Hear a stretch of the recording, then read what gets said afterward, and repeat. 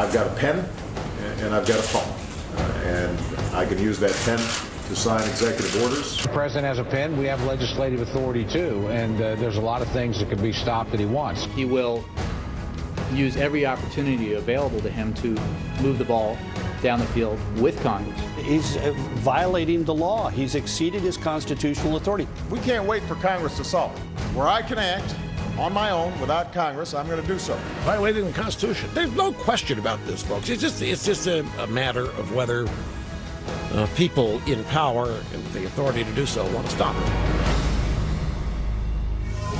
Congress, look out. The threats keep coming. That's right. President Obama again today promising to bypass Congress, pick up a pen whenever he can, sign executive orders. Senator John Cornyn joins us. Nice to see you, sir. Nice to see you, Greta. President exercising authority, or is this an impermissible power grab?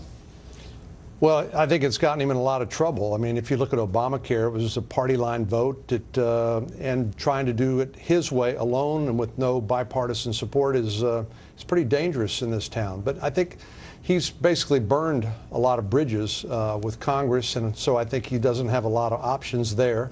Although there remain bipartisan solutions to a lot of problems. The House has passed a lot of bills, for example, in the jobs area that would help grow the economy, but Harry Reid hadn't taken a single one of them up. So it's we're kind of in an ugly place right now. But is it, some people, when you heard the Karl Rove soundbite, says that he's exceeding his constitutional authority. He did say today that where I can act on my own, which I took to mean is that where he's within, the authority of an executive, the executive branch. But there's been a lot of criticism of him that he has so changed, for instance, the health care bill by exemptions and waivers that it's no longer what Congress passed at the beginning. And that he has, so the question is, has he overstepped his power? He has, and this is one of the most common questions I get back home in Texas is people wonder, why can't you stop this? I said, well, the Congress passes the laws, but the executive branch is the one that's supposed to enforce the laws. But what do you do when you have a overly politicized executive branch, including Eric Holder, who refused to hold the president accountable, refused to enforce the law? And you get what we have now, which is essentially a lawlessness in the administration that is very troubling, to say the least.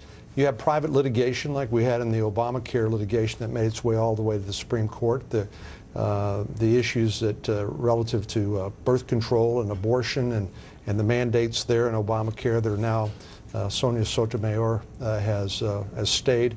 But this is something.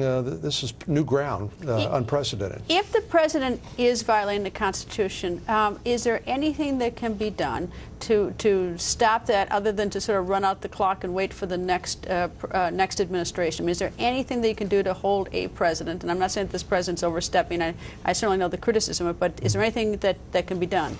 Well, I think the most important thing that my party needs to do is to elect a majority and to retire Senator Harry Reid as the majority leader, because right now he's a virtual dictator in the Senate. He's refusing any sort of input by Republicans or Democrats by way of amendments and votes. Why is he doing that? I think because he thinks he's protecting his members against tough votes. They know that the birds are coming home to roost on Obamacare. All the promises the president and his allies made are proving to be untrue, and they know that the day of accountability is coming. So what he's trying to do is mitigate any additional harm to them, and hope for the best in November. But to me, the most important thing that happens in 2014 is the election in November, when we finally have some accountability, and then we're able to provide, I think, a more effective check on the presidential power, along with the investigations and the oversight that the House is doing, because they're a majority. But in the Senate, with the Democratic majority, they're giving the president a pass, and we can do a lot better, and we need to. Well, it certainly is an interesting constitutional issue, because the president has vast authority, but he doesn't have unlimited authority. Right. And and it's so interesting that there's almost no mechanism by which we can even litigate it and argue it, other than in the political, and then the question never gets answered. We've never had this never had before. Anyway, Senator, nice to see you, sir. Great to see you.